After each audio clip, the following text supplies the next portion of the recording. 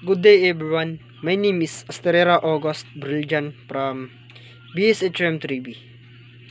And now, I discuss the Consumer Protection Law. Introduction of law. Law means rule made by the authority from the proper regulation of a community or a society or for correct conduct in life. Law is different from an act. It is an act or parliament statute commonly called a law, enacted as primary legislation by a national or subnational parliament. It set out the main objectives which the legislation intended to achieve. What is consumer? Consumer refers to any individuals or household that use goods and services generated within the economy. Consumer is defined as someone who acquires goods or services for direct as to ownership rather than for reseller or use in production and manufacturing. For example, when your father buys apple for you and you consume them, your father as well as yourself as treated as consumer. The same thing applies to hiring a taxi to go to your school. Something like that. Consumer law, from the terms modo or consumer law, regulates private law relationship between individual consumers and the businesses that sell those goods and services. It deals with credit repair, debit repair,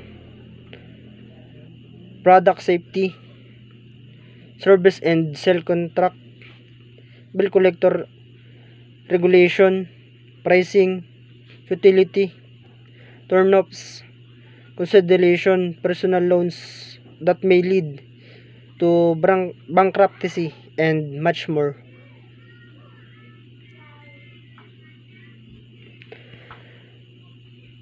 Concept of consumer protection.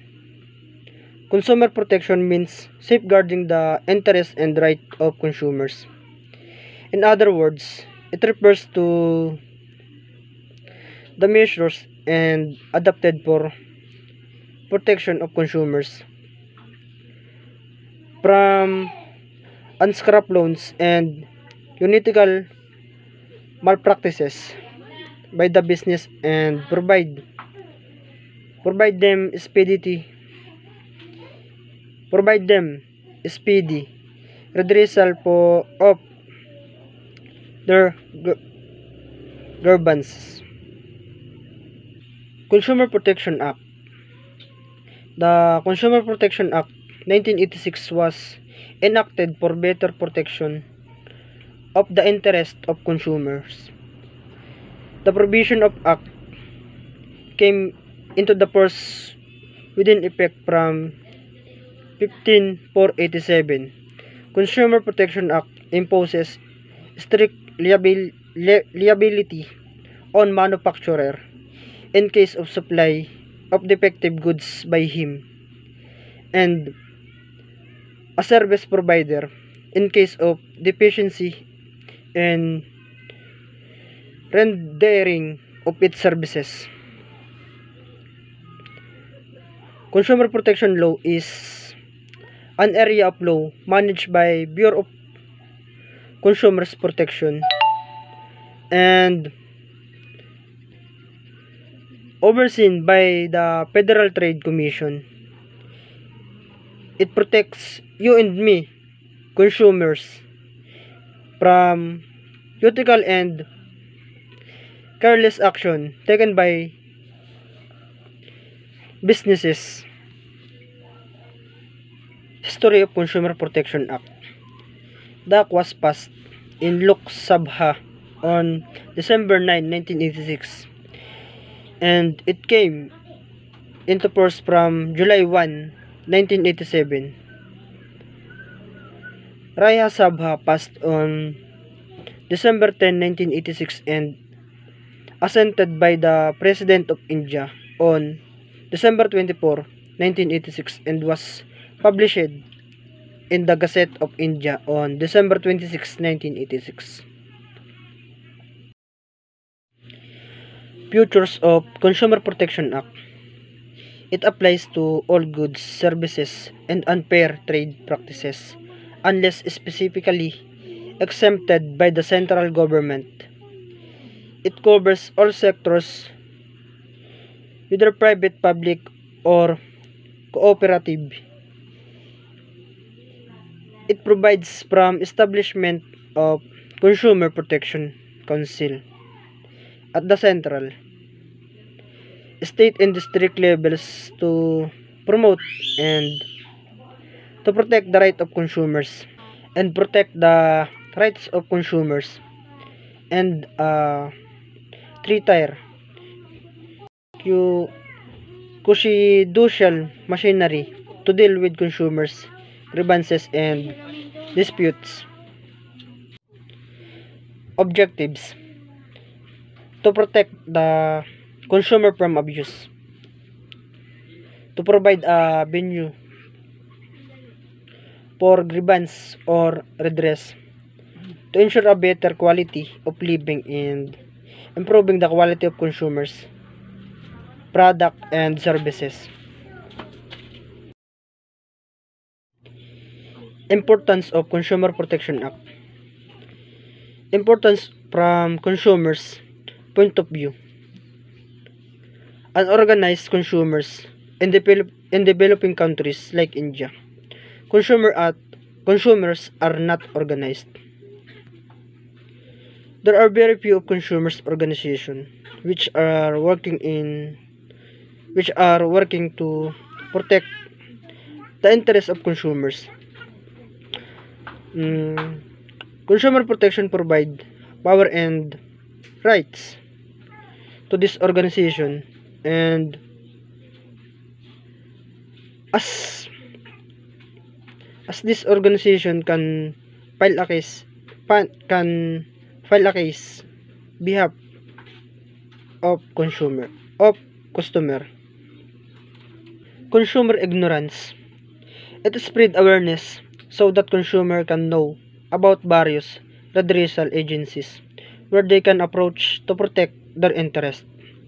Widespread exploitation of consumers. There is lot of exploitation of consumers. As a businessman, use various unfair trade practices to cheat and exploit consumers.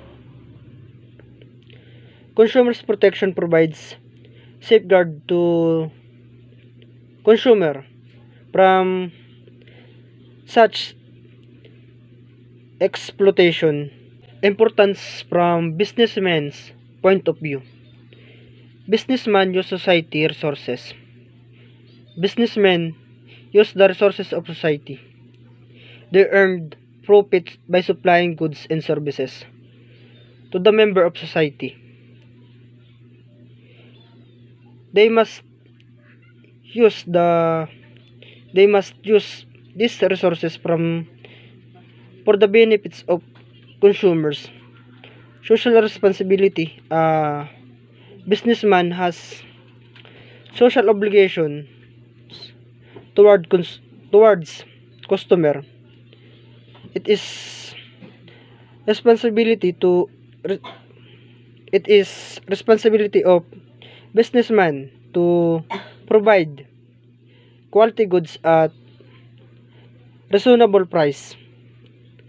Consumer protection guides businessman to provide social responsibilities. Scope of Consumer Protection Act. Requirements to performance. composition, contents, design, construction, finish, packaging of consumer product, requirements as to kind, class, grade, dimensions, weight, material, requirements as to the method of sampling, test, and codes used the check of quality of the product, requirements as the precaution in storage, transporting, and packaging, requirements that consumer product be marked with or accompanied by clear and accurate safety warnings or instruction or requirements respecting the form of warning or instructions.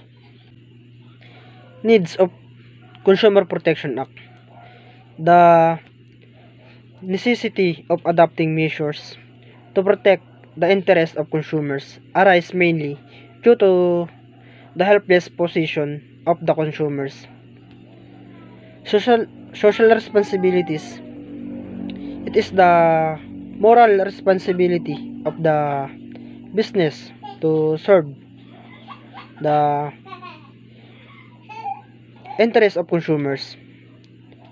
Keeping in line with this principle, it is the duty of producers and traders to provide the quality and quantity of good at fair price to the consumers. Increasing awareness. The consumer are becoming more mature and conscious of their rights against the malpractices by the business. There are many consumer organizations and associations who are making efforts to build consumer awareness. Consumer satisfaction, father of the national Mahatma Gandhi, had once given a call to manufacture and trades to treat your consumers as God. Consumer satisfaction is the key to success of business. Is the key to success of business. Hence, the businessman should take every step to serve the interest of consumer by providing them by providing them quality goods and service at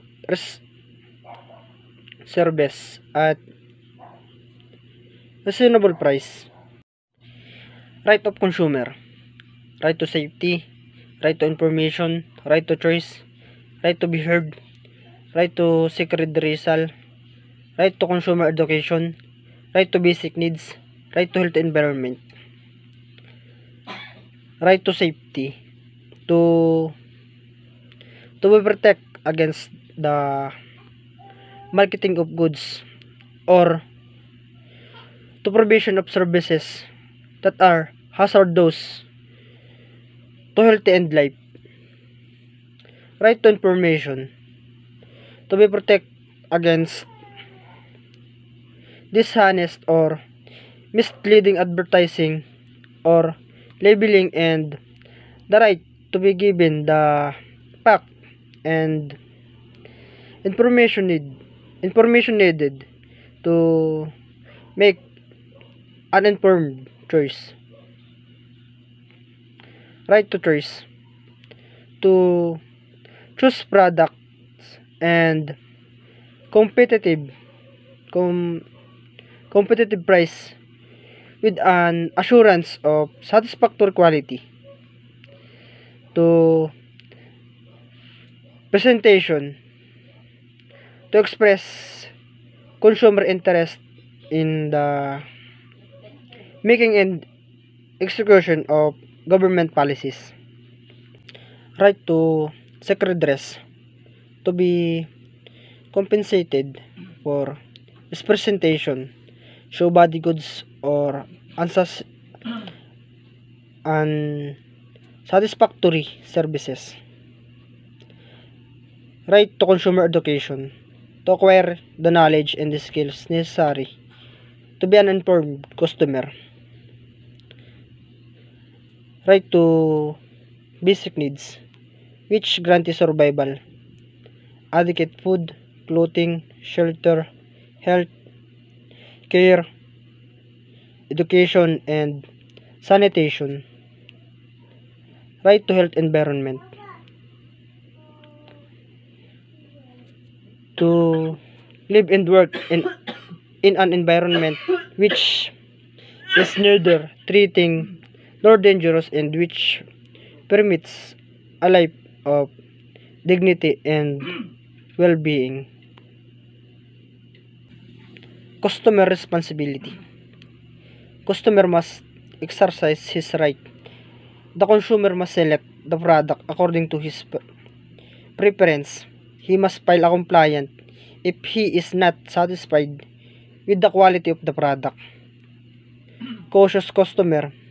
The customer should not blindly believe on the words of seller. He must insight on getting full information on quality, quantity, unity, and price.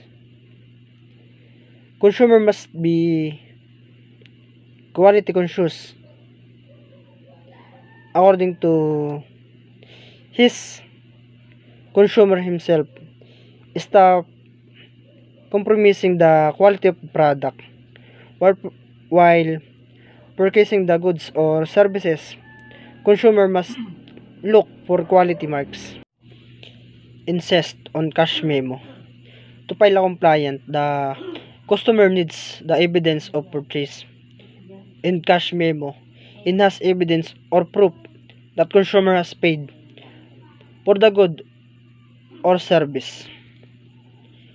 Filing compliance for the redressal or gain grievances. The consumer must file a complaint even for a small loss.